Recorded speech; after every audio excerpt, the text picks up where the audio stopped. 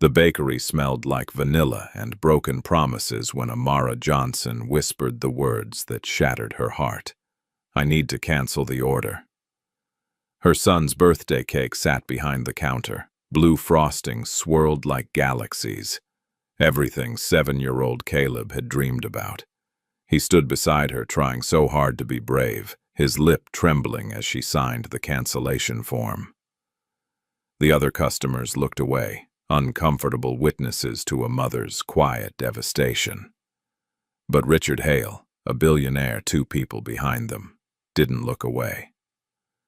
What he didn't know was that his simple act of kindness would lead them into something far more dangerous than poverty, and that sometimes a child's innocent observation can destroy an empire. Today, they were all about to learn that some battles are worth fighting, no matter the cost. Just before we get back to it, I'd love to know where you're watching from today, and if you're enjoying these stories, make sure you're subscribed.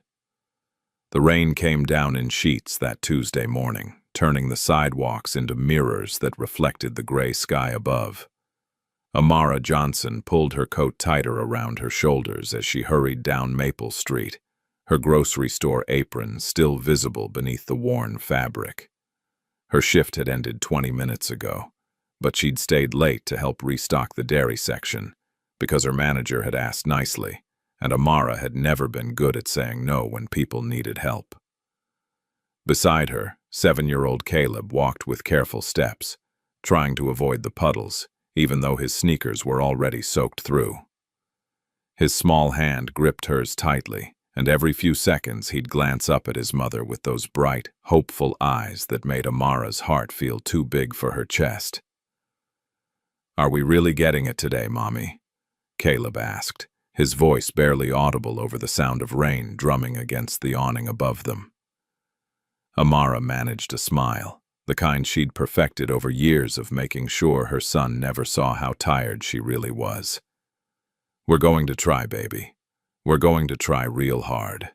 The bakery appeared ahead, its warm yellow lights cutting through the gloom like a promise. Sweet dreams. Bakery had been in this neighborhood for 30 years, and Amara had passed it countless times on her way to and from work, always glancing at the window displays but rarely going inside. Today was different. Today was Caleb's birthday, and she'd been saving for 3 weeks to afford the one thing he'd asked for when she told him they couldn't have a party this year. "Just a cake, Mommy," he'd said, his little face so serious. "Just a cake with blue frosting, that's all I want." The bell above the door chimed as they entered, and the scent of vanilla and sugar wrapped around them like a warm blanket. The bakery was small but beautiful, with cream-colored walls decorated with framed photos of elaborate wedding cakes and smiling customers. Display cases lined one wall, filled with pastries that looked too perfect to be real. Caleb's eyes went wide immediately. He released Amara's hand and pressed his face against the glass, his breath fogging up the surface as he stared at the rows of cupcakes decorated to look like tiny galaxies, complete with edible glitter that sparkled under the lights. "Mommy, look," he whispered, pointing at a tray of star-shaped cupcakes with purple and blue frosting. "Do you think they have the blue one? The one from the picture?" Amara's phone buzzed in her pocket, but she ignored it, focusing on her son's excitement. "Let's talk to the nice lady at the counter, okay? We'll see what they have." Mrs. Robbins, the bakery owner, stood behind the register with flour dusting her apron and a kind smile that reached her eyes. She was in her 60s, with silver hair pulled back in a neat bun and the sort of warm presence that made strangers feel like old friends. "Well, hello there," Mrs. Robbins said, her attention drawn to Caleb, who was still mesmerized by the display. "Is today someone's special day?" "It's my birthday," Caleb said shyly, finally pulling his gaze away from the cupcakes. "I'm 7 today." 7. My goodness, that's a big year. Are you here to pick out something special? Amara stepped forward, her fingers nervously twisting the strap of her purse. "I called last week about ordering a small cake." Johnson. Amara Johnson. Mrs. Robbins nodded, pulling out a worn ledger from beneath the counter. Ah, yes. The 8-inch round with blue buttercream frosting. I have it ready in the back. Would you like to see it before I box it up? That would be wonderful, thank you. As Mrs. Robbins disappeared through the doorway behind the counter, Amara's phone buzzed again. This time she pulled it out, and her stomach dropped when she saw the screen. 3 text messages, all from her landlord, Mr. Patterson. She opened the most recent one, and the words seemed to blur together as her vision tunneled. Rent was due Friday. Late fee of $75 has been added to your account. Need payment by end of week, or we'll have to discuss other options. Her hands trembled as she quickly opened her banking app, praying that somehow the numbers would be different than what she remembered. The balance stared back at her in cold, unforgiving digits. 850. She'd been so careful, stretching every dollar, picking up extra hours whenever she could. But Caleb had needed new shoes last week because his toes were pressing against the front of his old ones, and the electric bill had been higher than usual because of the cold snap in early spring. The cake cost $92 with tax. She'd confirmed it twice when she placed the order, making absolutely sure she could swing it. But that was before the late fee, before the shoes, before reality had reminded her once again that no matter how hard she worked, there was never quite enough. "Mommy?" Caleb tugged on her sleeve, his expression shifting from excitement to concern. "Are you okay?" She quickly locked her phone and slipped it back into her pocket, forcing brightness into her voice. "I'm fine, sweetheart. Just checking the time." Mrs. Robbins returned carrying a white bakery box, which she set carefully on the counter before opening it with practiced hands. Inside was the cake Amara had ordered, an 8-inch round covered in smooth blue buttercream, with delicate white swirls that did indeed look like a galaxy. In the center, written in silver edible ink, were the words, "Happy Birthday, Caleb," surrounded by tiny silver stars. Caleb gasped, standing on his tiptoes to see better. "Mommy, it's perfect. It's exactly what I wanted." The joy on his face was almost unbearable. Amara felt her throat tighten, felt the tears she'd been holding back all morning threaten to spill over. She'd promised him this one thing, this one simple thing that most kids got without their parents, having to choose between a birthday cake and keeping a roof over their heads. Mrs. Robbins smiled warmly. "It's a beauty, isn't it? We can add some candles if you'd like, no extra charge." Amara opened her mouth, but the words wouldn't come. She stared at the cake, at her son's hopeful face, at the kind bakery owner who had no idea that she was about to break her child's heart. "Mrs. Robbins," she finally managed, her voice barely above a whisper. "I'm so sorry, but I need to ask you something. Is there any way I could pay part of it today and bring the rest tomorrow? I just need one more day."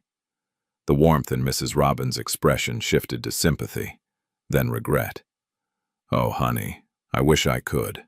I really do.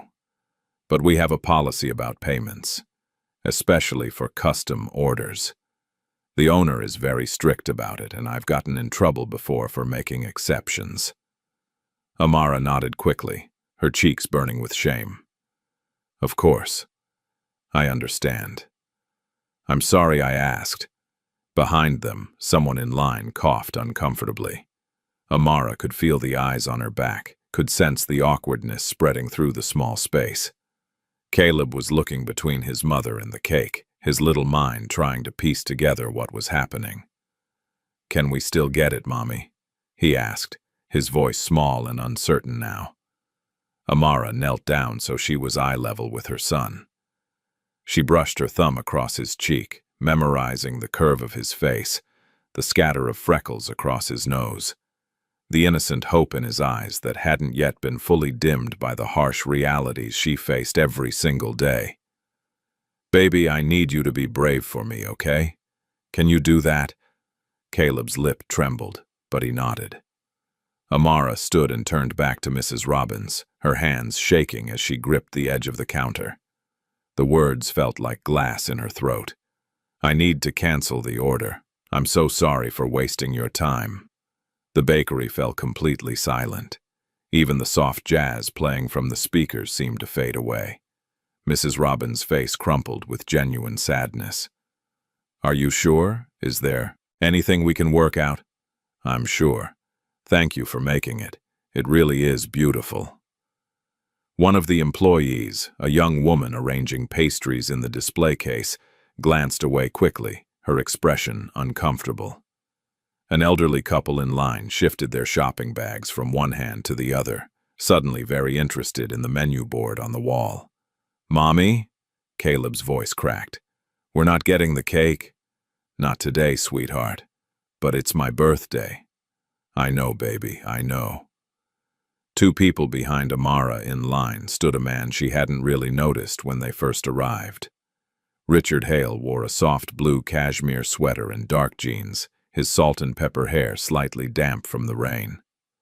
Next to him, holding his hand tightly, was his 8-year-old daughter Lily, her blonde hair pulled back in a ponytail. They'd come in for their weekly tradition of picking out pastries together, something Richard insisted on despite his demanding schedule. It was one of the few normal things they did, something his late wife had started years ago. Richard had been checking his phone when the woman and boy entered, barely paying attention to his surroundings. But something about the exchange at the counter had drawn his focus. He watched as the mother knelt to speak to her son, watched the careful way she touched the boy's face, watched the moment her composure nearly shattered before she pulled it back together with visible effort. His frown wasn't one of judgment. It was recognition, concern, the echo of a memory he'd tried for years to bury. Lily tugged on his sleeve, her voice a whisper. "Dad, why does she look like she wants to cry?" Richard didn't have an answer. He just watched as the woman signed something at the counter, her signature shaky as the boy stood perfectly still beside her, trying so hard to be brave. "It's okay, Mommy," Caleb said, his voice wobbling but determined. "We can just get a small cupcake at home, the ones from the store. Those are good too." That was the moment something inside Richard cracked. He remembered nights when money had been tight for him and his late wife, Catherine, back before Hale Enterprises became what it was today. He remembered Catherine crying in their tiny apartment bathroom because they couldn't afford both the car payment and Lily's medication that month. He remembered the shame on her face when she had to ask her parents for help, the way she'd hated feeling weak even though she was the strongest person he'd ever known.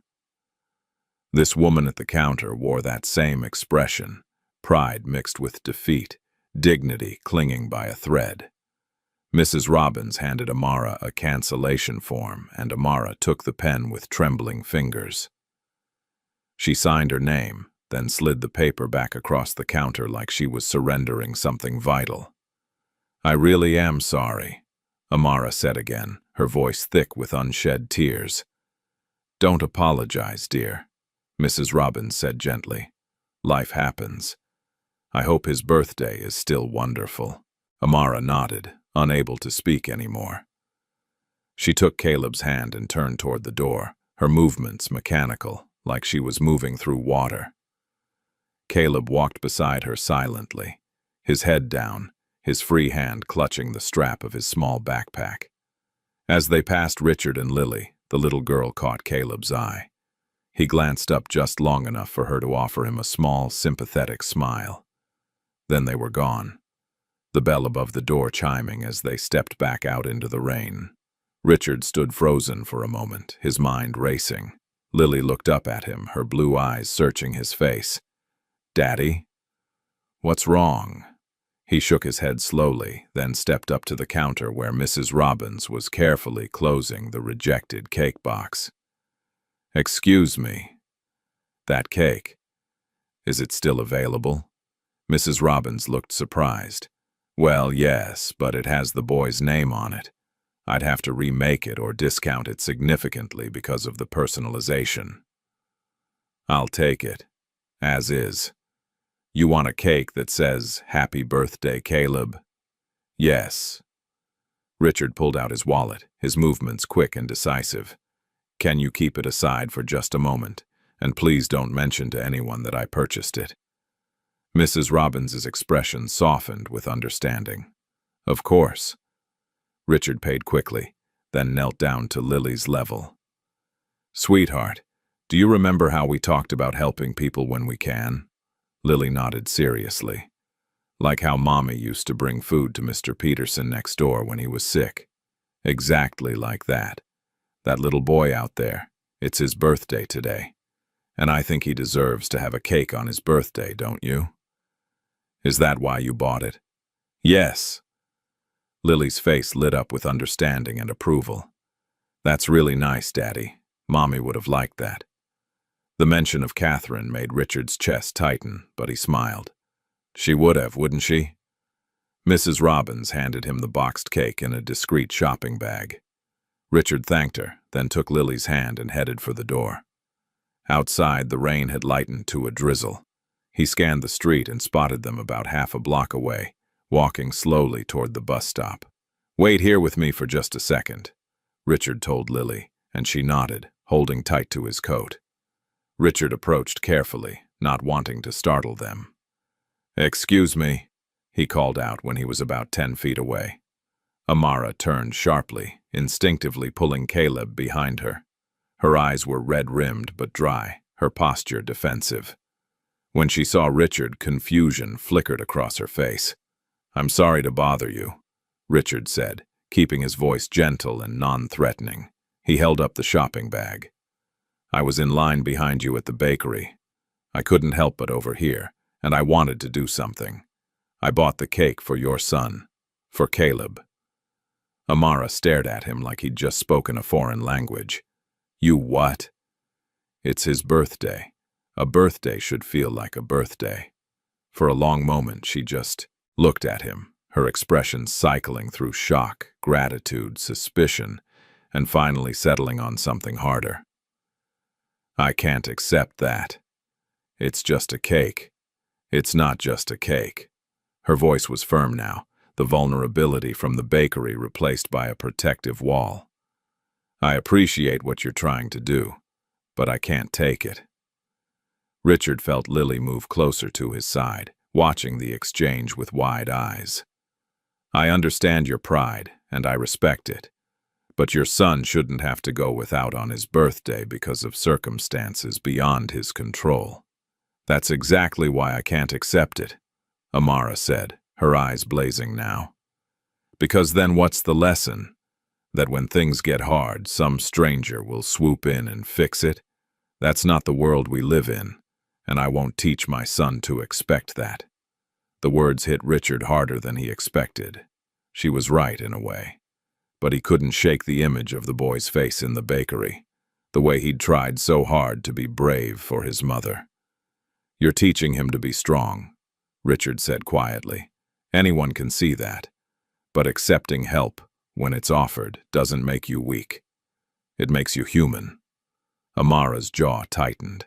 She glanced down at Caleb, who was peeking around her leg at Richard and Lily.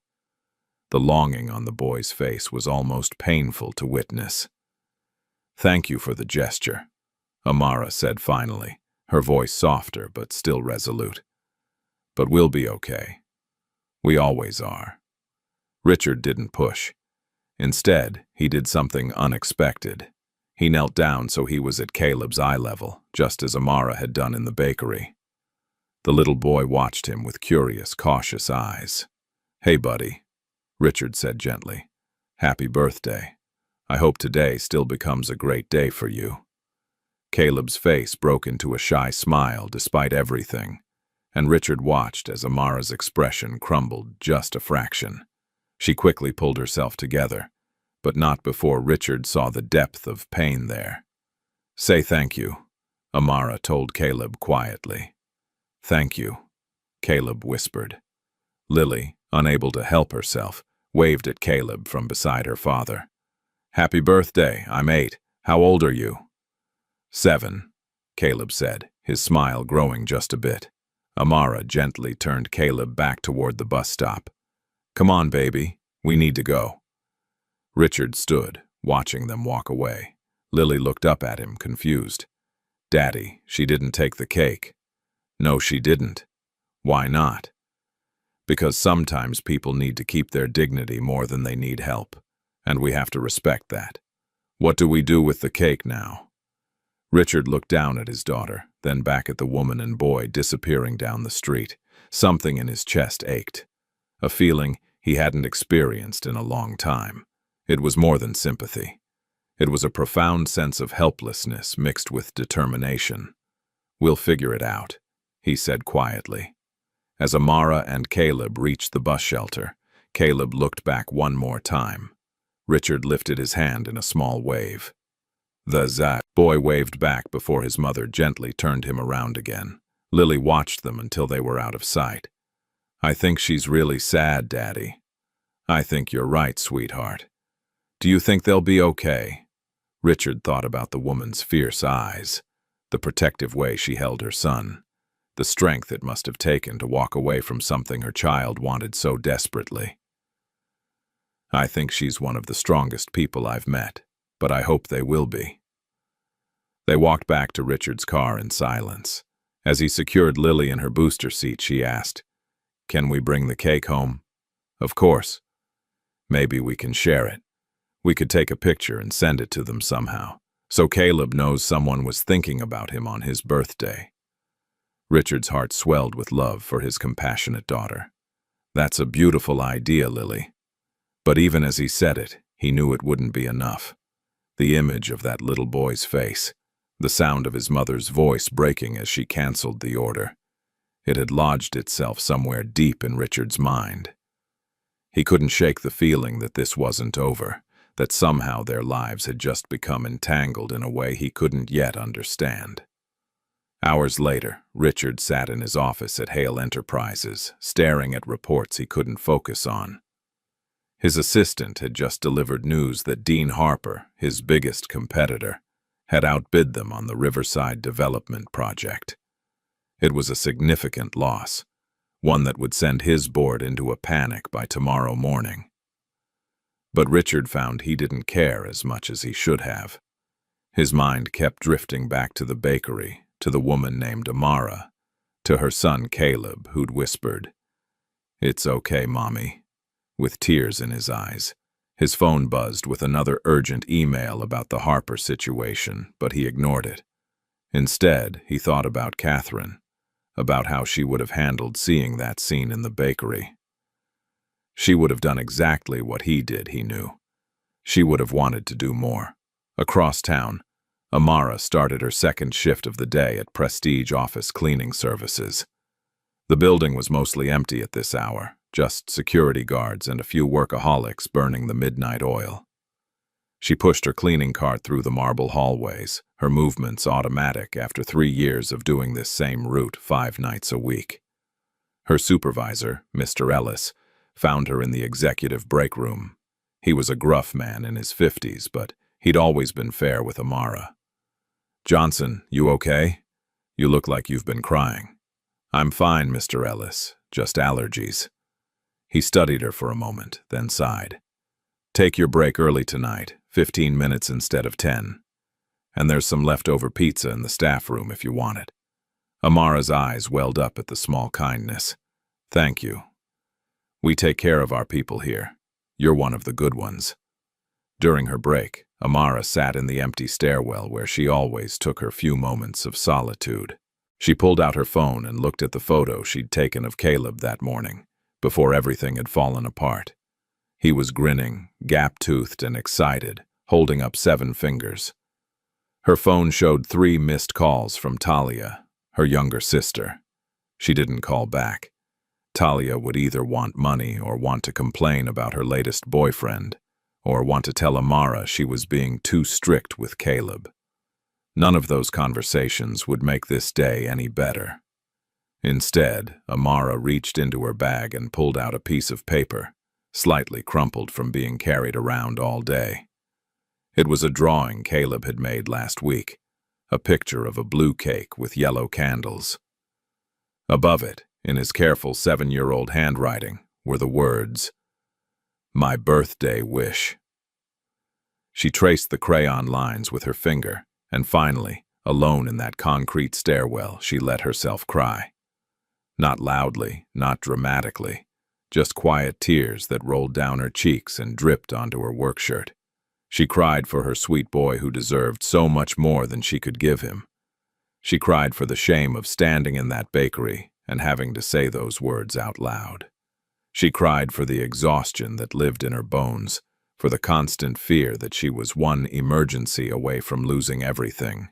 But most of all, she cried because that man, that stranger with kind eyes and an expensive sweater, had seen her at her lowest moment, had witnessed her failure as a mother. And somehow that hurt worse than anything else. She didn't know his name. Didn't know anything about him except that he'd tried to help, and she'd been too proud, too afraid, too damaged by years of barely surviving to accept it. She wiped her eyes, took a deep breath, and stood up. Her break was over. There were 6 more offices to clean before she could go home to her son, who was staying with Mrs. Chen in apartment 3B because Talia had never shown up like she'd promised. As Amara pushed her cart down another empty hallway, she had no idea that the man from the bakery was sitting in his office 7 floors above her head. No idea that in a few short hours their worlds would collide again in a way that would change everything. All she knew was that tomorrow she would wake up and do it all over again. Because that's what mothers did. They kept going, kept fighting, kept surviving even when their hearts were breaking. For Caleb, she would always keep going. The rain had stopped outside, but the streets were still wet, reflecting the city lights like scattered diamonds.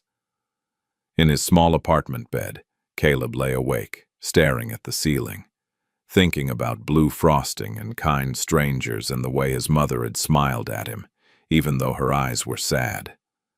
He'd heard her crying in the bathroom earlier, even though she'd turned on the fan to mask the sound. But he was 7 now, almost 8. He was getting good at knowing when his mother was pretending everything was okay. Tomorrow, he decided, he would draw her a picture. Not of a cake this time, but of her, his beautiful, tired, amazing mother who worked harder than anyone he knew. It wouldn't fix anything. He knew that. But maybe it would make her smile for real. That's what he wished for as he finally drifted off to sleep. Not a cake, not presents, not even a party. Just one real smile from his mom. One moment where she didn't have to pretend. Just one moment of peace. After crying alone in that stairwell, Amara had gone home to Caleb and held him a little tighter than usual. She'd thanked Mrs. Chen for watching him, apologized for Talia's absence, and tucked her son into bed with whispered promises that next year would be better. The next morning arrived too quickly, gray and cold, with Amara's alarm screaming at 5:30 like it did every Wednesday. She dressed in the dim light of her tiny bedroom, pulling on the navy blue polo shirt and black pants that marked her as part of prestige office cleaning services. Her grocery store shift didn't start until noon today, which meant she had a rare morning window to tackle the weekly deep clean at one of their premium accounts.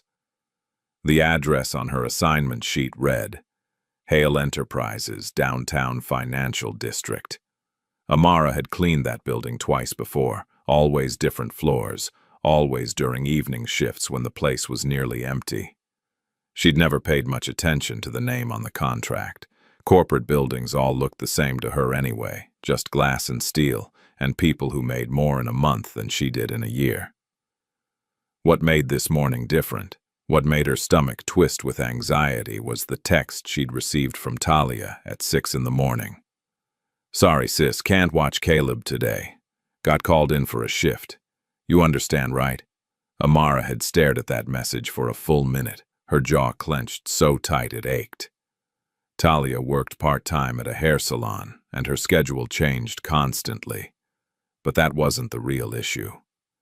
The real issue was that Talia had promised, actually promised this time, that she'd be reliable. That she'd help more with Caleb so Amara could keep both jobs. There was no one else to call. Mrs. Chen had a doctor's appointment. The after-school program didn't open until 3. And Amara couldn't afford to miss this shift, not after losing hours last week when she'd stayed home with Caleb's fever. Which was why, at 7:15 on a cold Wednesday morning, Amara walked through the revolving doors of Hale Enterprises with her cleaning supplies in one hand and her 7-year-old son's hand in the other. Caleb's eyes went wide the moment they stepped into the lobby. The space was enormous, with marble floors that gleamed like ice and soaring ceilings crisscrossed with steel beams that caught the morning light.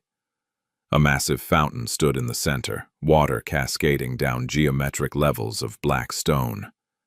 But what really captured Caleb's attention were the walls, floor-to-ceiling digital displays, showing rotating images of cities from around the world. Tokyo at night, Paris at sunset, New York in the rain. "Mommy," he whispered, his voice full of awe. "It's like a castle." Amara squeezed his hand gently. "Stay close to me, baby. Don't touch anything. And be very, very quiet. Can you do that?" Caleb nodded solemnly, clutching his small backpack that held his notebook, crayons, and a juice box. The security guard at the desk barely glanced at them as Amara signed in. She'd learned years ago that cleaning staff were essentially invisible in places like this. As long as you wore the uniform and didn't cause problems, people looked right through you.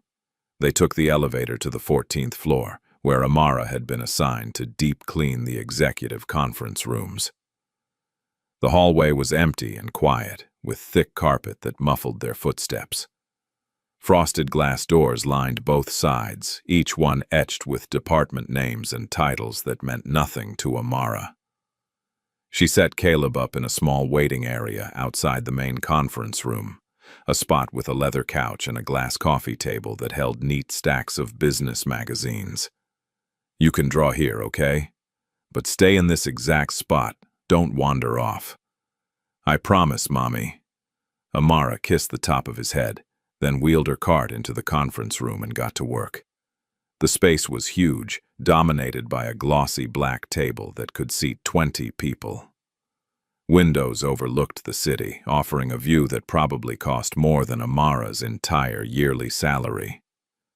She fell into the familiar rhythm of cleaning, wiping down surfaces, vacuuming, checking her work twice because this was a premium account, and mistakes weren't tolerated.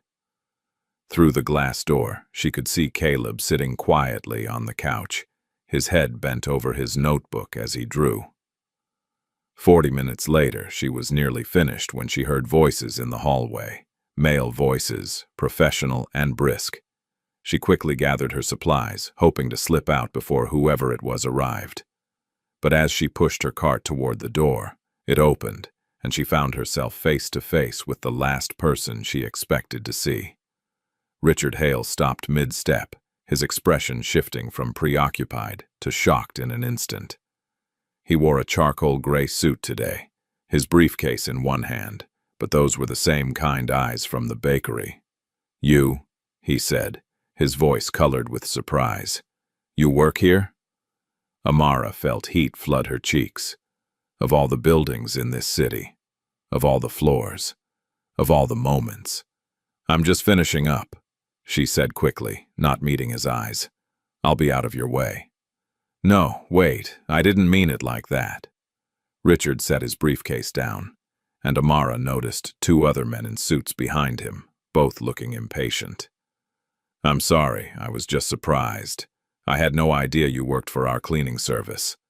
One of the suited men cleared his throat. "Richard, we have the budget meeting in 10 minutes. Give me a second, Tom." Richard's attention stayed on Amara, and she wished desperately that the floor would open up and swallow her. Yesterday's humiliation in the bakery was bad enough. Now he was seeing her like this, in her cleaning uniform, in his building, confirming every assumption about the gap between their worlds. "I really need to go," Amara said, maneuvering her cart around him. That's when Richard noticed Caleb, who had appeared in the doorway, his notebook clutched to his chest. The little boy's eyes widened with recognition. "It's the cake man," he said softly. Richard's expression melted into something warmer. "Hey, buddy, what are you doing here?" Before Caleb could answer, another voice rang out from down the hall, young and excited. "Dad, Mrs. Patterson said you wanted to see me before my tutor gets here." Lily Hale came running around the corner, her blonde ponytail bouncing, dressed in a private school uniform with a backpack covered in sparkly butterfly patches. She skidded to a stop when she saw Caleb, and her face lit up with delight. "Oh, it's the birthday boy from the bakery." The two children stared at each other for a moment, and then Lily took a bold step forward. "Do you like to draw? I saw you have a notebook." Caleb glanced at his mother, who nodded slightly, then looked back at Lily. "Yeah, I draw buildings and stuff." "I draw too, mostly horses and castles, but I'm trying to learn people. They're really hard."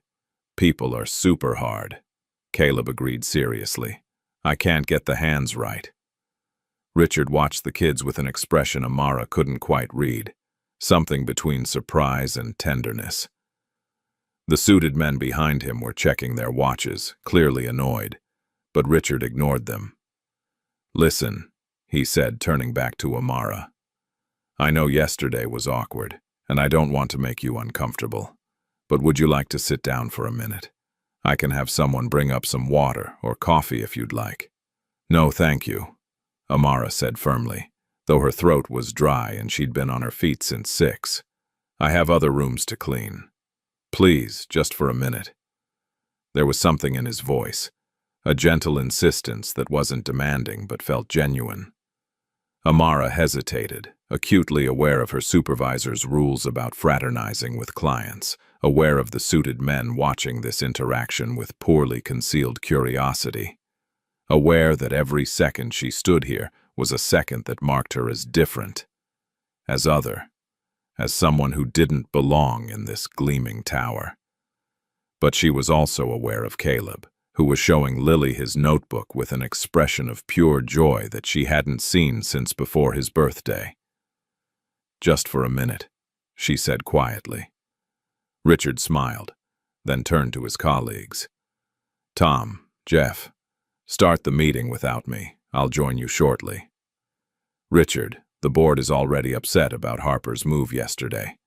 We can't afford to lose focus right now." "I said I'll join you shortly." The authority in his voice was unmistakable. The men exchanged glances but nodded and walked away.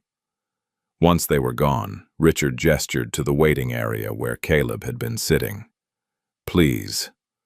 Amara sat reluctantly on the edge of the leather couch, her hands folded in her lap. Caleb and Lily had already settled on the floor, their notebooks spread between them as they compared drawings. Richard pulled over a chair and sat across from Amara, his posture relaxed but his expression serious. "I'm sorry if I embarrassed you just now," he said. "That wasn't my intention." "You didn't," Amara lied. "I just need to keep working." "I understand, but I'm glad I ran into you. I've been thinking about yesterday." "Please don't. It's over. It's fine." "Is it?" The question hung in the air between them. Amara didn't answer because they both knew it wasn't fine, not really. Not when she'd spent last night crying in a stairwell, and this morning dragging her son to work because she had no other choice. Richard leaned forward slightly, his voice dropping. "I want you to know that I wasn't trying to insult you or make you feel small. I just remembered what it was like when things were tight for my family. My wife, Catherine, she struggled with accepting help too. She had that same fierce pride." He paused, and Amara saw genuine emotion flicker across his face. "She passed away 2 years ago. Cancer." "I'm sorry," Amara said, meaning it. She glanced at Lily, who was laughing at something Caleb had drawn, and felt a pang of shared grief. That must be incredibly hard. It is, for both of us. Lily doesn't talk about it much, but I know she's lonely. She doesn't have many friends at her school. As if on cue, Lily's voice piped up. Caleb, can you teach me how to draw buildings? Yours are so good. Sure, you just start with squares and rectangles, and then you add windows. Watching them together, Amara felt something shift in her chest. Two lonely kids from completely different worlds connecting over crayons and paper. Look, Richard said gently, drawing her attention back. I'm not trying to rescue you or play hero, but if you ever need anything, even just someone to talk to, I'm here. That's all I wanted to say. Before Amara could respond, a commotion erupted from down the hall. Raised voices, rapid footsteps. Richard stood immediately, his body language shifting to alert. A security guard appeared, speaking urgently into his radio. Sir, we have a situation. Someone unauthorized was spotted on the executive floor. We're doing a sweep now.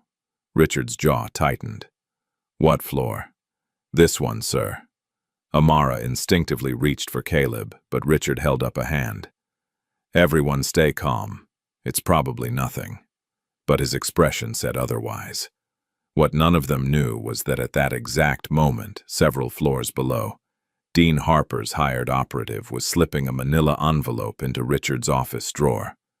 Inside were forged documents, contracts with signatures that looked like Richard's but weren't.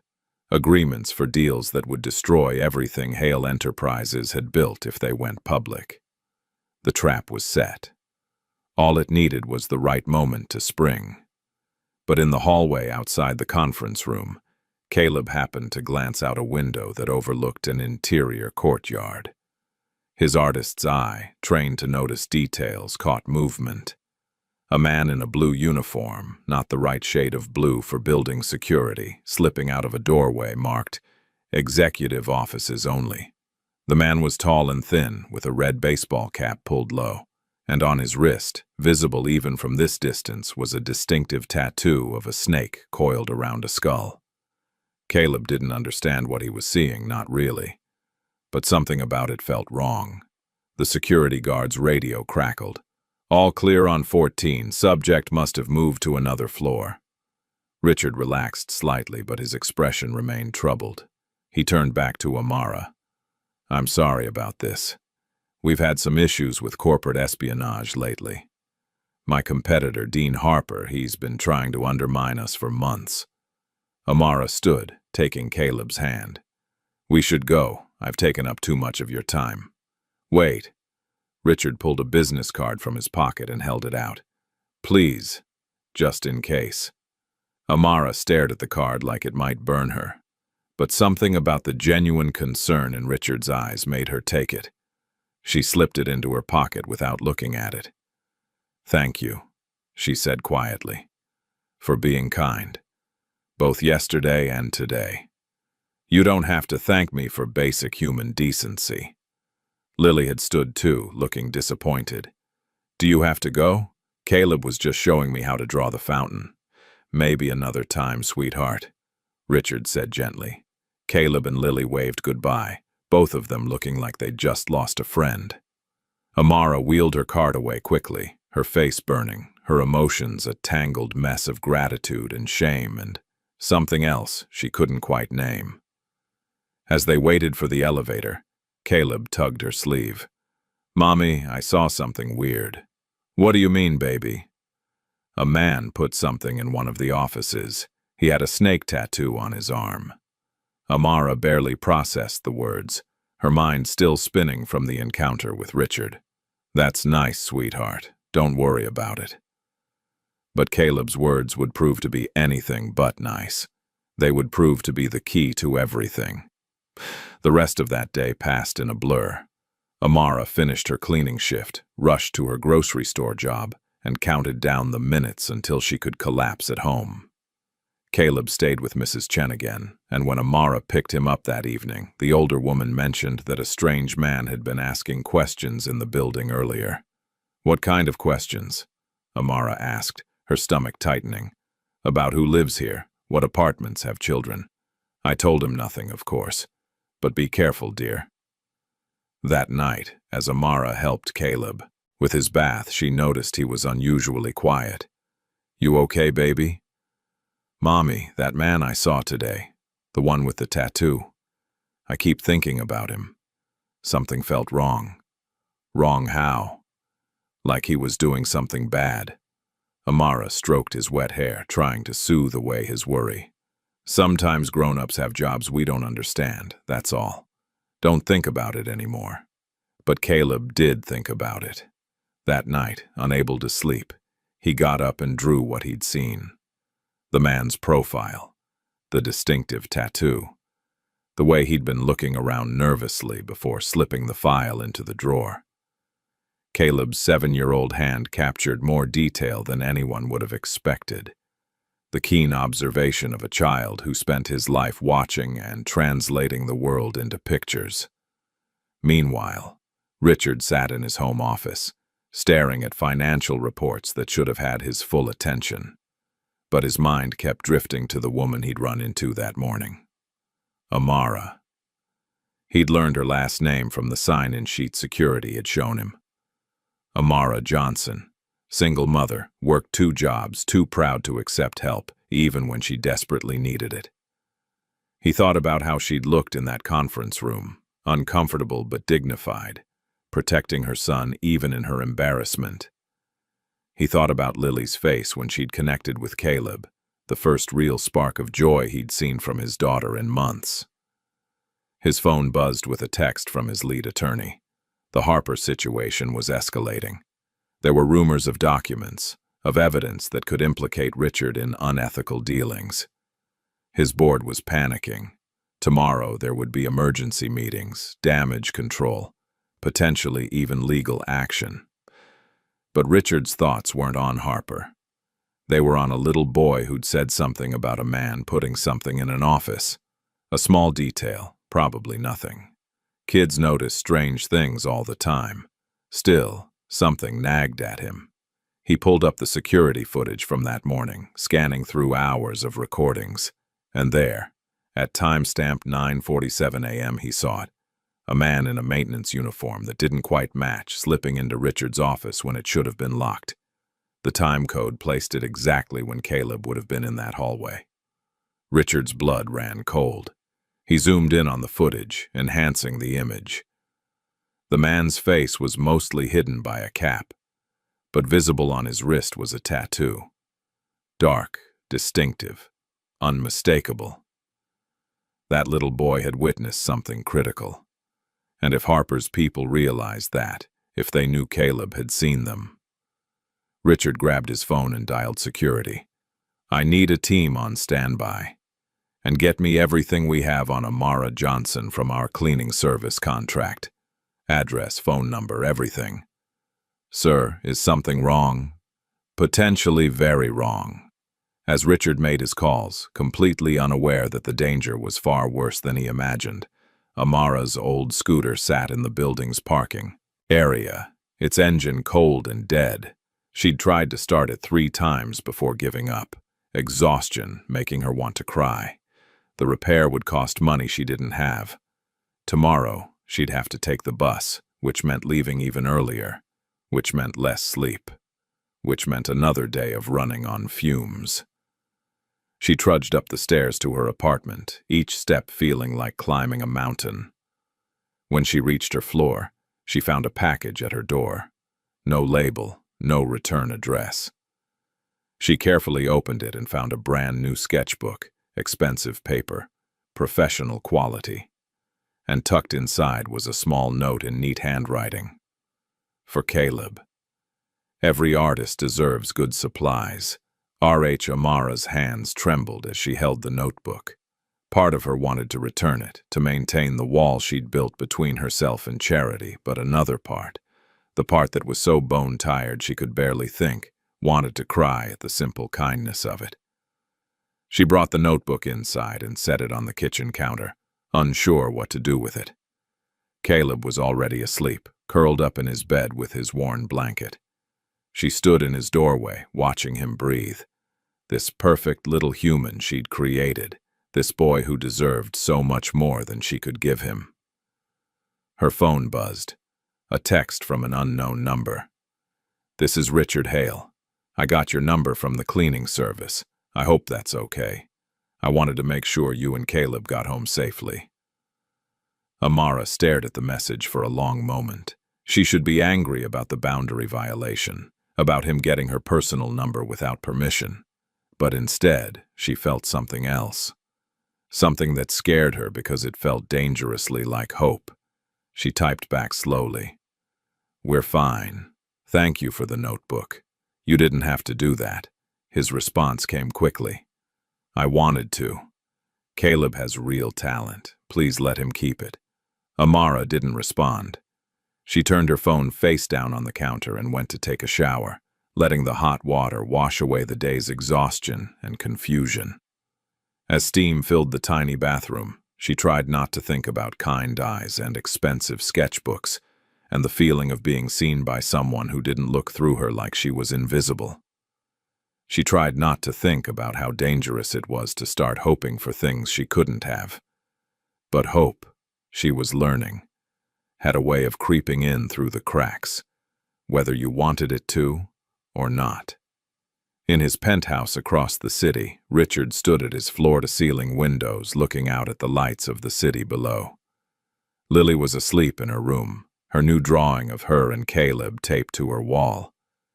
She'd talked about him all evening, asking when they could see him again, saying she'd finally found someone who understood about drawing. Richard had noticed something while looking at security footage, something that made his protective instincts flare. The man with the tattoo had paused near the waiting area where Caleb had been sitting, had looked directly at the spot, had seemed to notice the child before moving on. If Harper's operative had seen Caleb, if he remembered the boy's face, if he realized Caleb had been in a position to witness the crime. Richard pulled out his phone and sent another text to his head of security. "I need protection on the Johnson family. Discreet surveillance, nothing that would frighten them. But I want to know if anyone suspicious goes near their building. Already on it, sir. Team is in position." Richard exhaled slowly. He was probably overreacting. Harper was ruthless in business, but surely wouldn't actually harm a child. Right? But Richard hadn't survived in the corporate world by being naive. He knew what desperation could drive people to do. And Harper was desperate, his company hemorrhaging money, his reputation on the line. As Richard finally headed to bed, his phone buzzed one more time. A message from his investigator. "Found the documents in your drawer, exactly where the kid said they'd be. Forgeries, but damn good ones. If these had gone public, you'd be facing federal charges. That boy saved your entire company." Richard sat on the edge of his bed, the weight of it settling over him. A 7-year-old kid with a notebook and observant eyes had potentially saved everything Richard had built, everything he'd worked for, everything he was trying to preserve for his daughter. He owed Caleb. He owed Amara. And more than that, he wanted to protect them. Because in less than 24 hours, Richard Hale had gone from trying to give a child a birthday cake to feeling profoundly, personally responsible for keeping that child safe. 2 floors below Amara's apartment, a man in a dark jacket sat in a parked car, his phone pressed to his ear. He had a photo pulled up on his screen, a grainy image from building security showing a woman and a small boy entering Hale Enterprises that morning. "Yeah, I found them," he said into the phone. "The kid lives here. 3rd floor, apartment 3E. What do you want me to do?" Dean Harper's voice came through cold and clear. "Nothing yet. Just watch. If the kid becomes a problem, we'll handle it. But quietly. Very quietly." The man with the snake tattoo ended the call and lit a cigarette, settling in for a long night of surveillance. Above him, Caleb Johnson slept peacefully, dreaming of fountains and digital walls and a girl with a blonde ponytail who liked to draw horses. He had no idea that his simple act of noticing, of seeing what others missed, had put him directly in the crosshairs of a dangerous man. He had no idea that everything was about to change. But somewhere deep in his 7-year-old heart, in that place where intuition lives before logic learns to override it, Caleb knew something was wrong. And tomorrow, when he woke up, he would remember that feeling. He would remember the man with the snake tattoo. And he would try to tell his mother again. This time, she would have to listen. After discovering the planted documents and realizing Caleb had witnessed the crime, Richard couldn't shake the gnawing worry that had settled in his chest. Thursday evening arrived with dark clouds rolling in, and Amara finished her grocery store shift exhausted and anxious. Her scooter was still broken, which meant taking 2 buses home, which meant getting back later than usual. As she and Caleb walked from the bus stop toward their apartment building, the streetlights flickered on one by one. The neighborhood wasn't dangerous exactly, but it wasn't safe either, especially after dark. Amara kept Caleb close, her hand tight around his. "Mommy, someone's following us," Caleb whispered suddenly. Amara's heart jumped. "What? No, baby, it's just people walking." "No, Mommy. Listen." She did listen, and beneath the usual city sounds, the traffic and distant sirens, she heard it. Footsteps, matching their pace. When she walked faster, they walked faster. When she slowed, they slowed. "Don't look back," Amara said quietly, pulling Caleb closer. "Just keep walking." Her building was still half a block away, and the security light near the entrance had been broken for weeks despite her complaints to the landlord. The hallway would be dark. If someone wanted to corner them there, no one would see. Amara's breath came faster. She clutched her keys between her fingers like a weapon, her other hand gripping Caleb's so tight it must have hurt, but he didn't complain. He could feel her fear. The footsteps grew louder, closer. Then, like something out of a dream, a black SUV pulled up to the curb beside them, smooth and silent. The passenger window rolled down, and a woman in a professional suit leaned out. "Mrs. Johnson? My name is Sarah Chen. Mr. Hale asked me to make sure you got home safely." Amara stopped, confused and relieved and suspicious all at once. "What? I don't understand."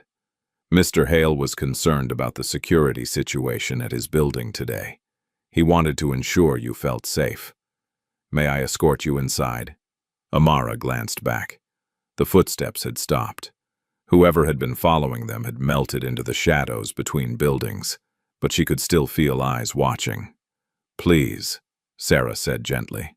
"Just let me walk you to your door."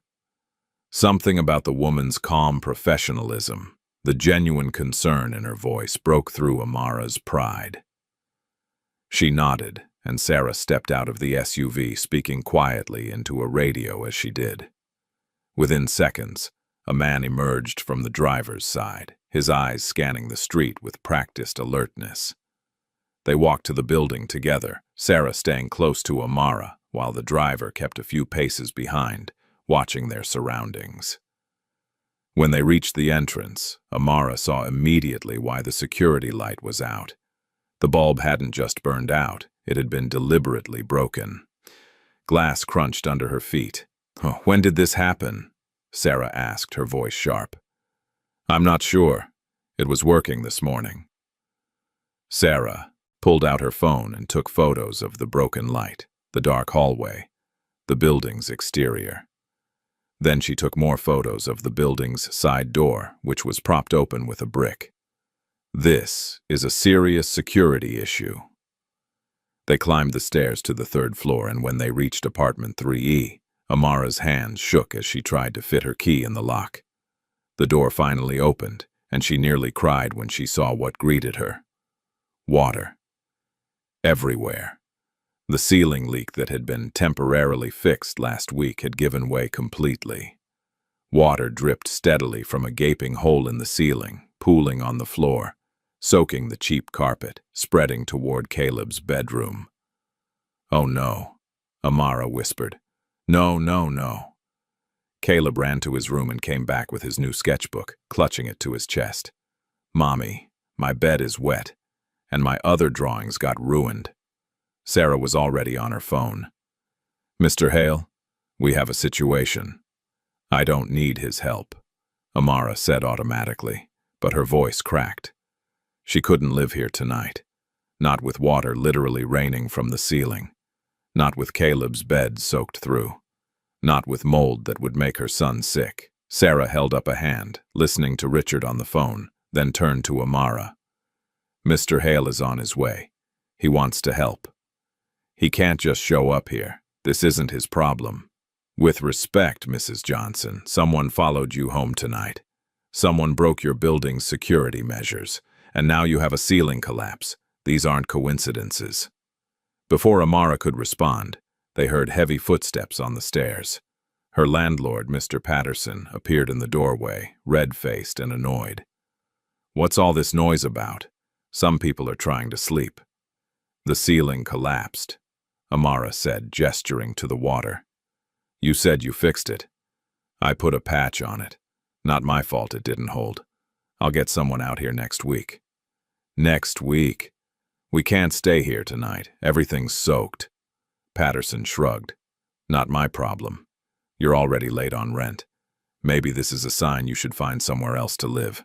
Sarah stepped forward, her voice cold and professional. This building has multiple code violations. That broken security light, the prop door, hazardous water damage. Should I call the city inspector right now, or would you prefer to handle this reasonably? Patterson's eyes narrowed. Who are you? Someone who knows the law, and you're about to violate tenant habitability rights if you don't provide alternative accommodations immediately. I don't have to listen to this. Patterson turned to leave, but froze when he came face to face with Richard Hale, who had just reached the landing. Even in casual clothes, jeans, and a sweater, Richard carried an unmistakable presence of authority. Mr. Patterson, I presume, Richard said calmly. I'm Richard Hale. I believe we need to have a conversation about building safety and tenant rights. Patterson's face went from red to pale. Richard Hale? As in Hale Enterprises. The same, and I'm very concerned about what I'm seeing here. Richard's eyes swept over the broken light switch on the wall, the water-stained ceiling, the general state of disrepair. These are serious safety violations, especially for a building with children. Look, I don't know who you think you are, but this is my property, and it's their home, Richard said, his voice dropping to something harder. A home you've allowed to become uninhabitable. Now you're going to leave Mrs. Johnson alone tonight. Tomorrow you'll have a licensed contractor here to fix this properly, and you'll waive any late fees or penalties. Do we understand each other? Patterson looked like he wanted to argue, but something in Richard's expression made him back down. Fine, whatever, but I want her out by the end of the month. That won't be necessary, Richard said. We'll work something out. Patterson left, muttering under his breath. Once he was gone, Richard turned to Amara, and she saw genuine worry in his eyes. Are you okay? Is Caleb okay?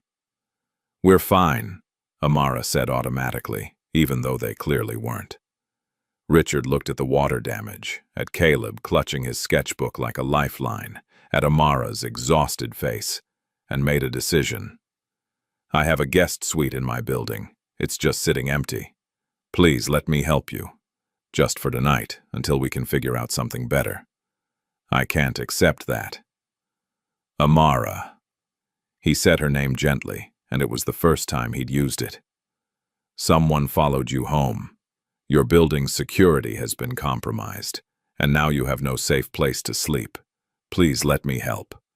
Not because I think you need rescuing, but because it's the right thing to do. Caleb tugged his mother's hand.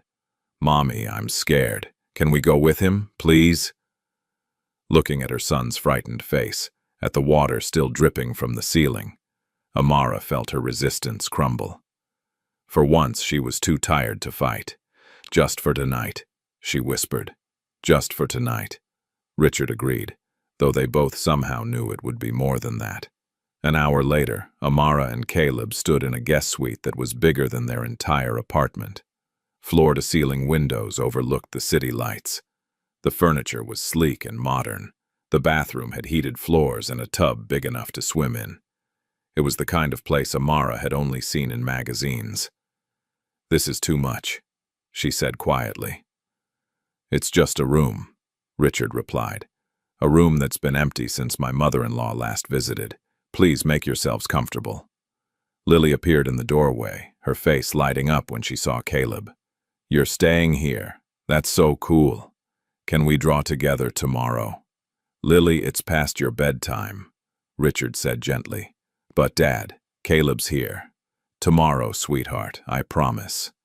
After Lily reluctantly went to bed, Richard ordered food for Amara and Caleb, who'd barely eaten all day. While they ate, he made phone calls, arranging for a team to clean up the apartment, for contractors to assess the damage, for legal counsel to review Amara's lease. Watching him work, Amara felt overwhelmed. "Why are you doing all this?" Richard looked up from his phone. "Because you and Caleb have become important to me, and because that boy saved my entire company." "What do you mean?" Richard explained everything. The planted documents, the security footage, how Caleb's observation had led them to discover Harper's scheme before it was too late. "He has an incredible eye for detail. That drawing he made, the one with the man and the tattoo, it matched our suspect perfectly." Amara looked at Caleb, who had fallen asleep on the couch, exhausted from fear and stress. "He mentioned seeing something. I didn't think it was important. It was critically important. And now Harper's people know Caleb saw them. That's why you were followed tonight." The words hit Amara like ice water. "What?" "I'm having my security team investigate. But in the meantime, I need you and Caleb to stay safe. Will you let me help with that?" For the first time, Amara didn't argue. She just nodded, too overwhelmed to do anything else. That night, after Caleb was tucked into the guest room's massive bed, Amara stood at the window, looking out at the city. She felt like she'd stepped into someone else's life. Someone who lived in places like this, who had people to call when things went wrong, who didn't have to carry everything alone. Richard appeared beside her, holding 2 mugs. "Hot chocolate. My wife's recipe. She used to make it when things felt overwhelming." Amara took the mug, her hands wrapping around its warmth.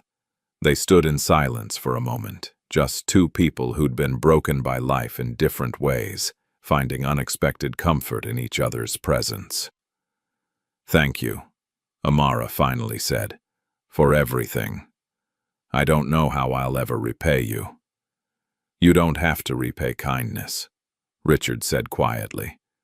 "You just have to accept it." The next morning brought unexpected peace.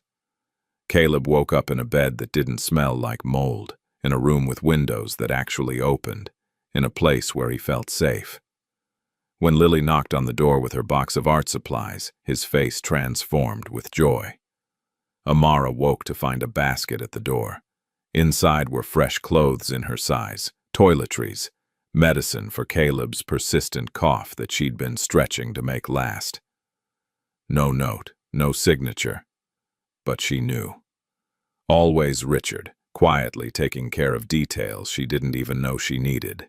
At Hale Enterprises that morning, Richard reviewed footage his security team had retrieved from the surrounding area. The man who'd followed Amara was clearly visible in several frames. The tattoo on his wrist matched Caleb's drawing exactly. "His name is Marcus Webb," Richard's investigator said. "Known associate of Dean Harper, has a record for intimidation and corporate espionage." "Do we have enough to bring charges?" "With the documents we found in the security footage, yes. But Webb is just hired muscle. Harper's the one pulling the strings." Richard studied the screen, watching Webb lurk near Amara's building. Rage built in his chest, cold and focused. Harper had crossed a line. Threatening Richard's business was one thing, but threatening a child and his mother was something else entirely. Meanwhile, Caleb sat in the guest suite's living room with Lily, both children absorbed in their drawing. Caleb had started a new picture in his expensive sketchbook, this one showing the building where his mother worked, with its fountains and digital walls and impossible beauty. "Is it scary being followed?" Lily asked quietly. Caleb thought about it. "Yeah, but my mom is really brave.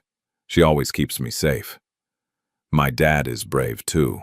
After my mom died, he was really sad for a long time, but he takes care of me no matter what."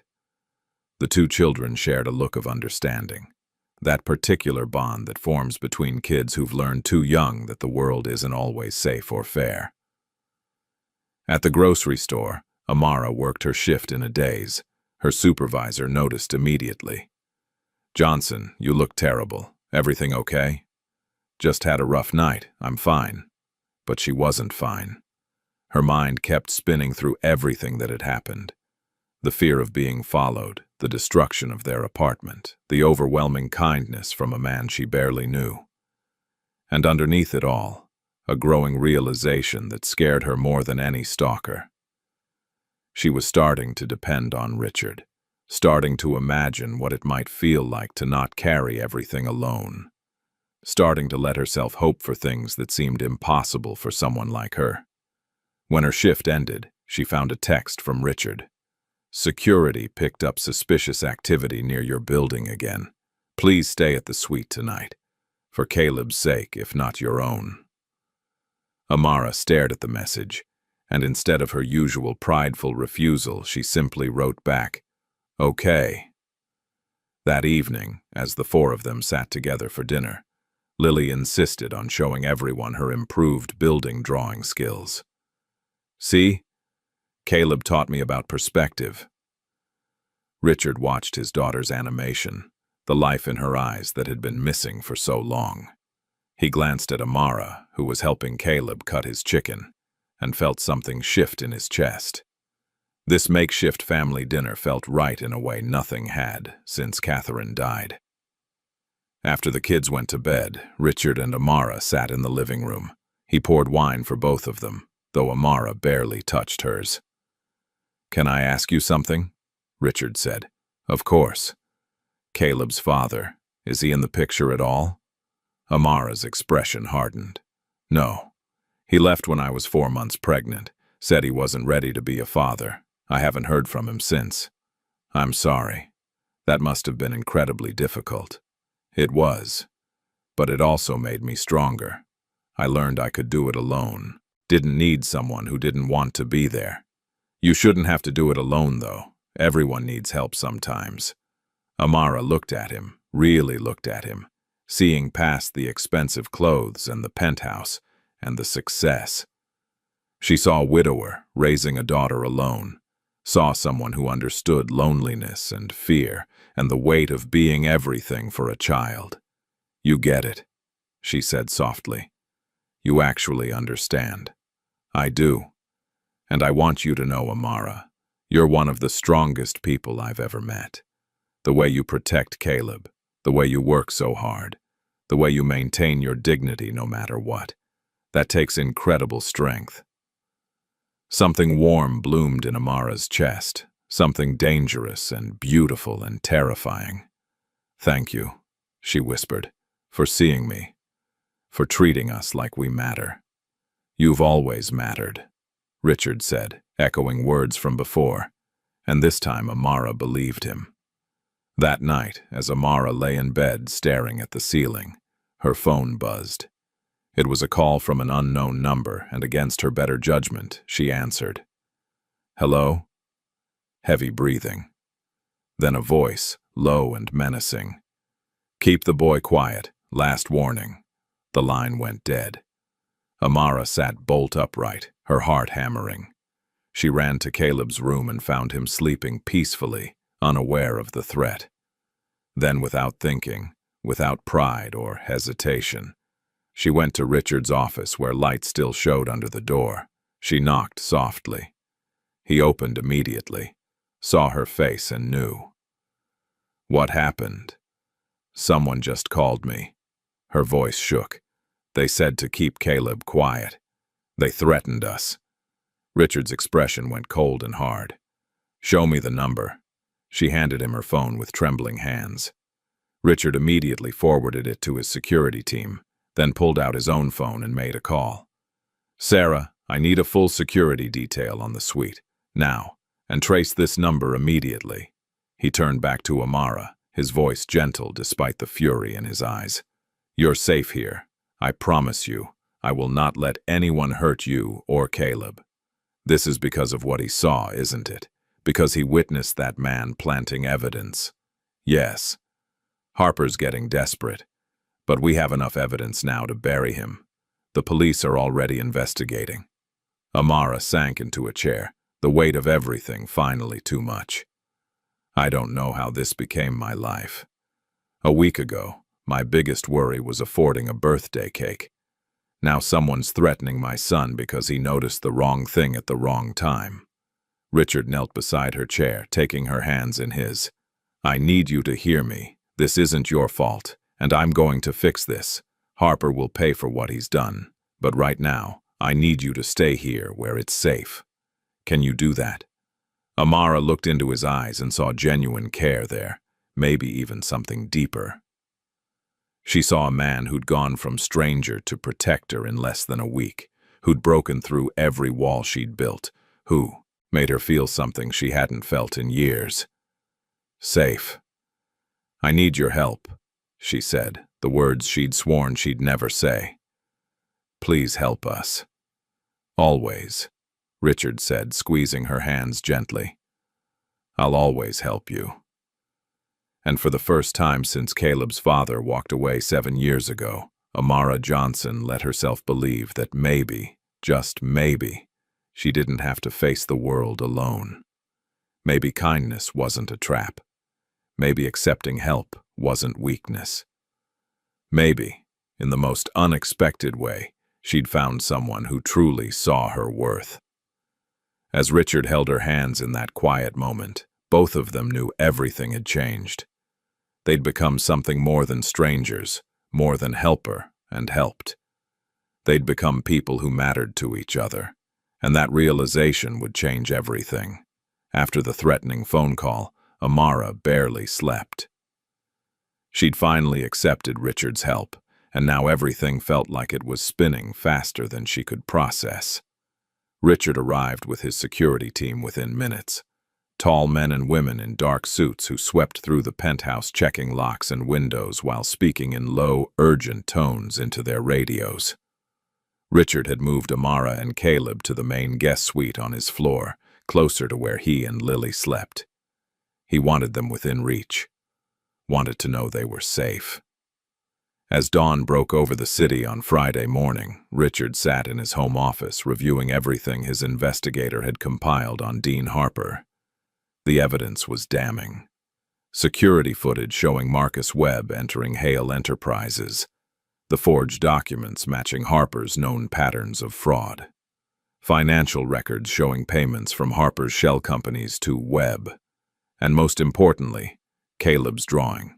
A child's honest observation that perfectly captured Webb's distinctive snake tattoo. Richard's attorney arrived at 7, coffee in hand and concern on his face. This is solid, Richard. With Caleb's testimony about what he witnessed, we can prove the documents were planted. But are you sure you want to put a 7-year-old through that kind of questioning?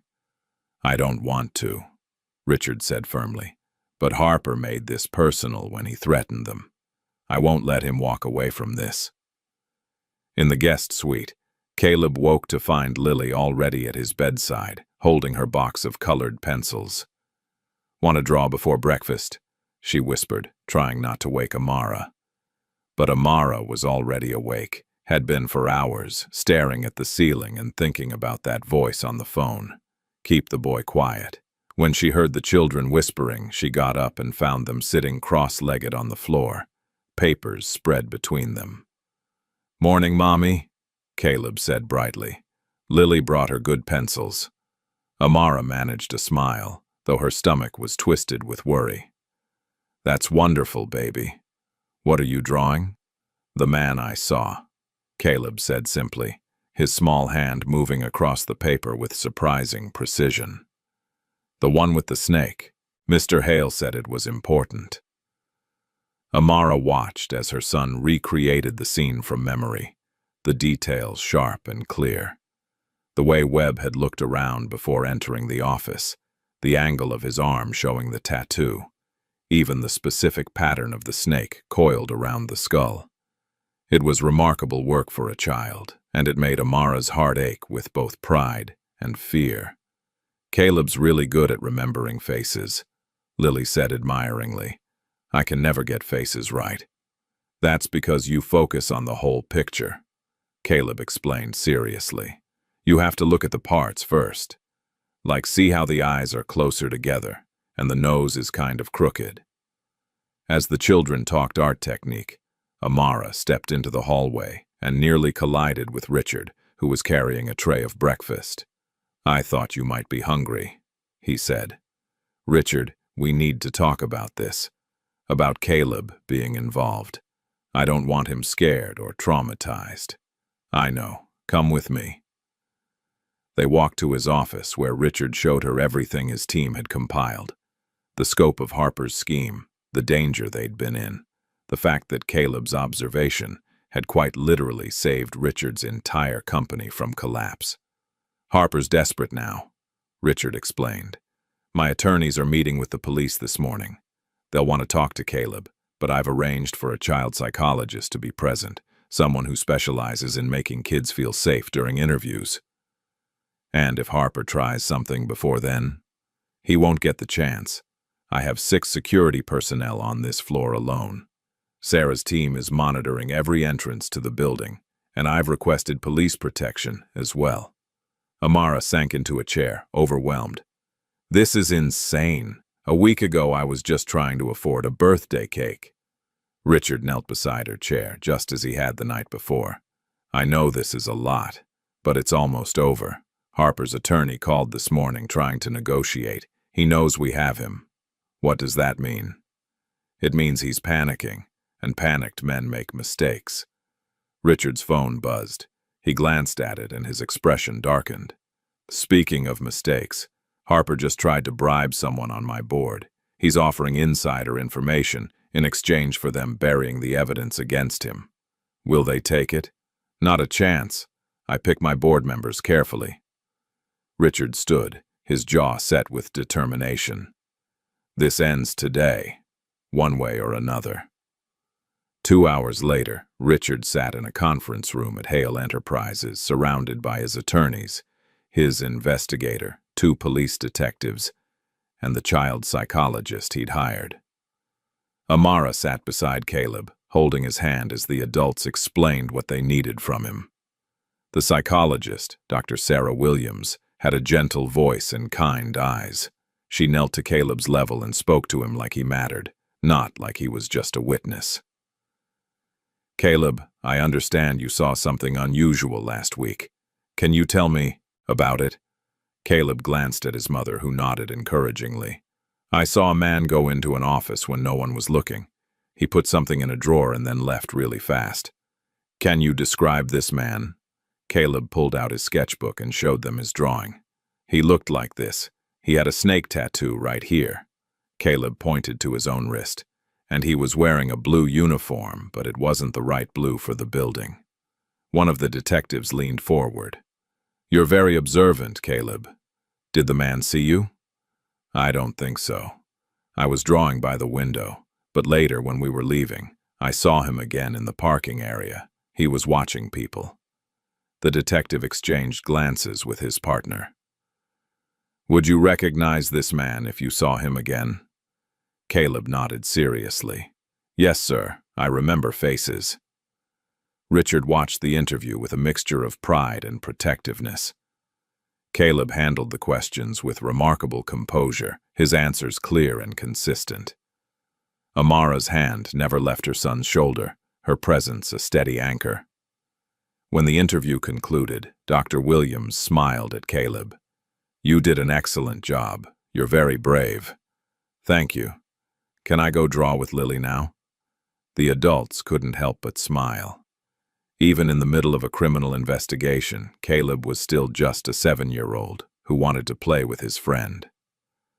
As Richard walked Amara and Caleb back to the guest suite, his phone rang. His expression shifted as he listened, and when he hung up, there was grim satisfaction in his eyes. Harper's attorney just called. They want to meet. This afternoon. Is that good? It means he knows he's finished. He's going to try to cut a deal. What kind of deal? The kind where he avoids federal prison if he's lucky. Richard's voice was cold. But after what he did, after threatening you and Caleb, I'm not feeling particularly merciful. The confrontation happened in Hale Enterprises' main boardroom at 3 o'clock. Dean Harper arrived with his attorney, both men looking haggard and defeated. Harper was in his late 40s with silver hair and the kind of practiced charm that had made him successful in business. But today, that charm was nowhere to be found. Richard sat at the head of the table, flanked by his legal team and the 2 detectives. Harper's attorney started with pleasantries trying to establish a cooperative tone, but Richard cut him off. Let's skip the performance. You're here because you know we have enough evidence to destroy you. The forged documents, the security footage, witness testimony, financial records connecting you to Marcus Webb. The only question is whether you cooperate now or wait for the federal charges. Harper's face reddened. You can't prove I knew what Webb was doing. Richard slid a folder across the table. Actually, we can. Your sister Talia was quite helpful. Amara, watching from an observation room via video feed, gasped. Talia. What does she have to do with this? Sarah Chen, standing beside her, explained quietly. We discovered Harper approached her 3 days ago, offered her $5,000 to say you coached Caleb to lie about what he saw. She initially agreed, but then recorded the conversation and brought it to us this morning. Amara's hands trembled. Her unreliable, frustrating sister had actually done something right, had actually protected them when it mattered most. On the screen, Harper's attorney was reviewing the recording transcript, his expression growing more grim with each line. Harper himself looked like he might be sick. This is entrapment, Harper tried weakly. This is justice, Richard countered. You planted evidence in my company. You hired someone to intimidate a single mother and her child. You attempted to bribe multiple people to participate in fraud. And all because you couldn't compete fairly in the marketplace. One of the detectives leaned forward. Mr. Harper, we also have Marcus Webb in custody. He's been very cooperative about who hired him and why. Harper's remaining defenses crumbled. His shoulders slumped, and for the first time he looked genuinely afraid. What do you want? I want you gone, Richard said coldly. I want you to sign over your company's assets to repay the damages you've caused. I want a full confession. And I want you to stay away from Amara Johnson and her son for the rest of your life. If I hear you've so much as looked in their direction, I will dedicate every resource I have to making sure you spend the rest of your life in a federal prison. Do we understand each other? Harper looked at his attorney, who nodded grimly. There was no other choice. I understand, Harper whispered.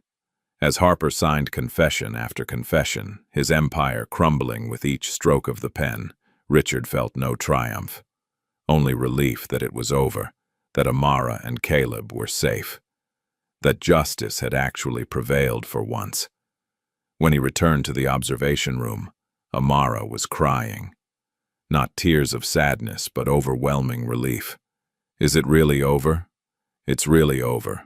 Harper will face charges, Webb is in custody, and you and Caleb are safe. Amara covered her face with her hands, her whole body shaking. Richard pulled her into his arms and she let herself finally break down after days of holding everything together. Thank you, she sobbed into his shoulder. Thank you for protecting us, for believing us, for caring. Always, Richard murmured. I'll always care. The next day, Saturday, brought sunshine and something that felt almost like peace. Amara woke to find another basket at her door, but this time the note was different. Today is about celebration. No work, no worry, just family. Please join us in the garden at 2. When Amara opened Caleb's bedroom door to wake him, she found him already dressed, practically vibrating with excitement. "Mommy, Lily said there's a surprise today." "For me?" "Did she now?" Amara smiled, her heart feeling lighter than it had in years. "Well, I guess we better not keep them waiting." At 2 o'clock, Richard led them to his building's private rooftop garden, a space Amara hadn't known existed. When the elevator doors opened, she gasped. The entire garden had been transformed. Blue lights were strung between the trees, casting everything in a soft, magical glow. Tables were covered in white cloths with blue runners. Balloons in every shade of blue floated from weighted centerpieces. And everywhere, taped to trees and fences and posts, were drawings. Caleb's drawings, the ones that had been ruined in the apartment flooding, professionally restored and framed.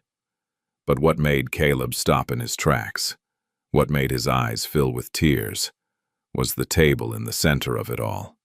On it sat the Galaxy Dream Cake, exactly like the one from the bakery, with blue buttercream swirls and silver stars and yellow candles shaped like little rockets. "Happy birthday, buddy," Richard said softly, kneeling beside Caleb. "I know we're a few days late, but I wanted to make sure you had a real celebration." Caleb threw his arms around Richard's neck, hugging him with all the strength in his small body. "Thank you," he whispered. "Thank you, thank you, thank you." Lily appeared beside them, holding out a wrapped present. "This is from me and Dad. Well, mostly Dad, but I picked the paper." Caleb carefully unwrapped it to find a professional art set, the kind with dozens of pencils and paints and brushes that Amara could never have afforded. His mouth fell open. "This is the best present ever." "There's more," Lily said excitedly, pointing to another table laden with gifts. "We might have gone a little overboard." Amara felt tears streaming down her face, not tears of shame or embarrassment this time, but pure gratitude. Richard appeared beside her, his expression gentle. "I hope this is okay. I wanted Caleb to have the birthday he deserved." "It's more than okay," Amara managed. "It's perfect." The afternoon unfolded like something from a dream. They sang Happy Birthday while Caleb beamed, his face glowing in the candlelight. They ate cake and laughed and watched the kids run around the garden playing tag. Talia even showed up sober and genuine, apologizing to Amara for years of unreliability and promising to do better. "I almost helped that terrible man," Talia said, her voice thick with shame. "Almost sold you out for money. But when I heard him talk about scaring Caleb, about threatening you, I couldn't do it. You're my sister. You and Caleb are my family." Amara hugged her sister tight. "You did the right thing when it mattered. That's what counts." As the sun began to set, painting the sky in shades of orange and pink, Richard pulled Amara aside. They stood at the garden's edge, looking out over the city that had brought them together in the most unexpected way. "I have something for you," Richard said, pulling out a folder. "It's not a gift exactly. It's an opportunity." Inside was a job offer, official and detailed. A position at Hale Enterprises as a facilities coordinator, with benefits. A salary that made Amara's breath catch, and flexible hours so she could be present in Caleb's life. "This isn't charity," Richard said firmly before she could protest. "You're one of the hardest working people I've met. You notice things others miss. You care about quality, and you understand this building better than most of my staff. I need someone like you on my team." Amara stared at the papers, her vision blurring with tears. "Richard, I don't know what to say." "Say yes. Say you'll let yourself have something good for once. Say you'll stop carrying everything alone." She looked up at him, this man who'd seen her at her lowest and somehow found her worth celebrating. "Yes," she whispered. "Yes to all of it." Richard smiled, and in his eyes, Amara saw something that made her heart skip. Not pity, not charity, but genuine affection, maybe even the beginning of something more. Across the garden, Caleb and Lily sat side by side, watching the sunset and drawing in their notebooks. "This is the best birthday ever," Caleb said contentedly. "I'm glad you're staying here," Lily said. "It's nice having someone to draw with. It's nice not being alone." "Yeah," Caleb agreed. "My mom seems happier too. She smiles more now. My dad too. He laughs again, like he used to before my mom died." The two children shared a look of understanding that went beyond words. They'd both known loss and loneliness and fear, but now somehow they'd found something that felt like family. As stars began to appear in the darkening sky, Richard called everyone together. "Before we end this perfect day, I want to say something." He looked at Caleb, at Amara, at the makeshift family they'd become. "A week ago, I saw a little boy who needed a birthday cake. I had no idea that trying to help would change my life, would remind me what it means to care about people, to protect them, to be part of something bigger than business and money and success." He turned to Caleb specifically. "You saved my company, buddy. But more than that, you saved me.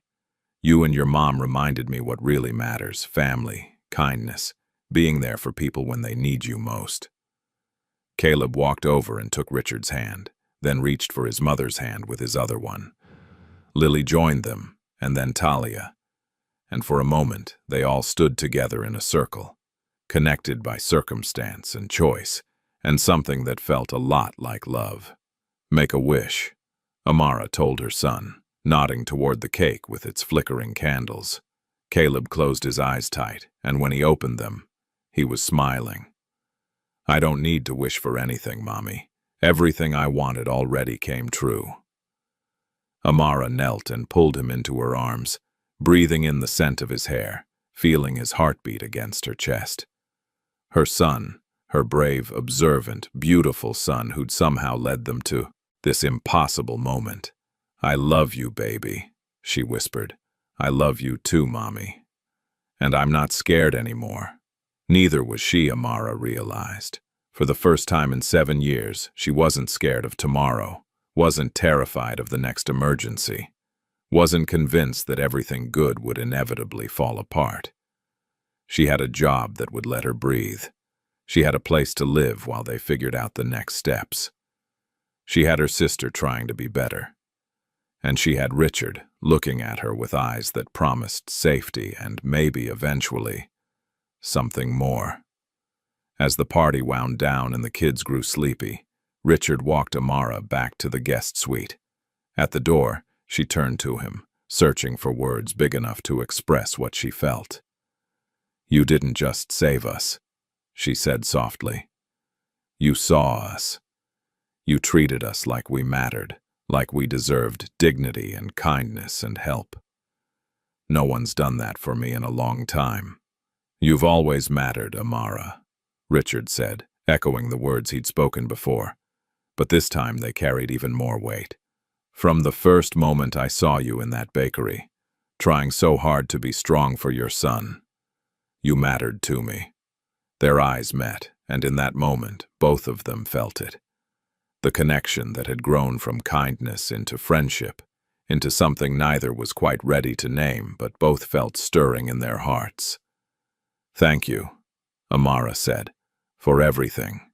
For the job, for the party, for protecting us, for caring. Thank you for being exactly who you are. Thank you for letting me help, for trusting me, for giving Lily a friend and giving me a reason to remember what goodness looks like." Inside the suite, Caleb had already fallen asleep on the couch, his new art set clutched to his chest, a smile on his peaceful face. Amara covered him with a blanket and stood watching him breathe, this miracle child who'd somehow led them through darkness into light. Richard stood in the doorway, his own heart full as he watched this woman he'd come to care about so deeply tend to her son with such fierce, protective love. "Good night, Amara," he said softly. "Good night, Richard." As he walked back to his own rooms, where Lily slept dreaming of her new friend, Richard felt something he hadn't felt in 2 long years since Catherine's death. Hope. Hope that maybe healing was possible. Hope that maybe his daughter wouldn't be lonely anymore.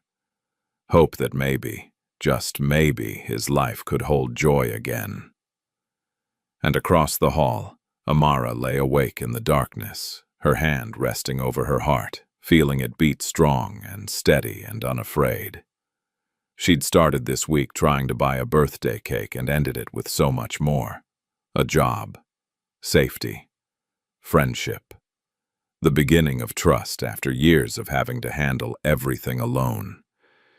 She thought about Richard's kindness, about the way he looked at her, about how for the first time in forever she felt like someone saw not just her struggles, but her strength, her worth, her value as a person beyond what she could do or provide or sacrifice. Tomorrow would bring new challenges. They'd have to figure out housing, navigate the complexities of their new relationship, help the kids adjust to all these changes. But tonight, for this one perfect moment, everything felt possible. Amara Johnson, who'd spent 7 years surviving, finally allowed herself to believe she might actually get to live. And that belief, that tiny seed of hope planted by an unexpected act of kindness in a neighborhood bakery, would grow into something beautiful, something that looked a lot like a second chance, something that felt exactly like home. When someone sees you at your lowest moment and still treats you like you matter, does that change who you become, or does it simply reveal who you always were? If this story touched your heart, like and subscribe for more stories about unexpected kindness and second chances.